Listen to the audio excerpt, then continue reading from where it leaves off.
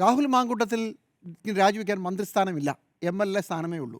പക്ഷേ രാഹുൽ മാങ്കൂട്ടത്തിൽ പാർട്ടി പദവിയാണ് രാജിവെച്ചത്. കേരളത്തിൽ ഇനിയിപ്പം നമുക്ക് അങ്ങനെ ഒരു ചർച്ച നോക്കാം.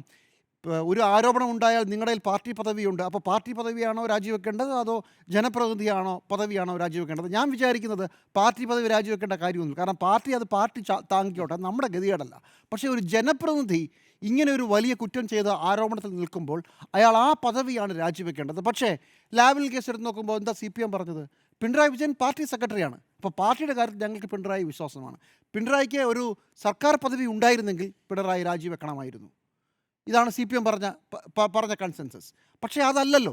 ഒരു രാഷ്ട്രീയ പാർട്ടി പിണറായി വിജയൻ CPM പറഞ്ഞതിനോടാണ് എനിക്ക് യോജിപ്പ്. ഒരു രാഷ്ട്രീയ പാർട്ടി നിങ്ങൾ ആരെ വേണം ചോദിച്ചപ്പോൾ രാഹുൽ മാങ്കൂട്ടത്തിൽ പാർട്ടിയുടെ യുവജന സംഘടനയുടെ പ്രസിഡൻ്റായിട്ടിരിക്കണമെന്ന് നിങ്ങൾക്ക് തോന്നിയാൽ നിങ്ങളുടെ ഗതികേടാണ്, നിങ്ങൾ ചുമന്നോളൂ. പക്ഷേ MLA സ്ഥാനം എന്ന് പറയുന്നത് ഒരു ജനപ്രതിനിധിയെ ജനം താങ്ങേണ്ടതാണ്. ഇത്രയും ആരോപണങ്ങളുണ്ടെങ്കിൽ അയാൾ രാജിവെക്കണം.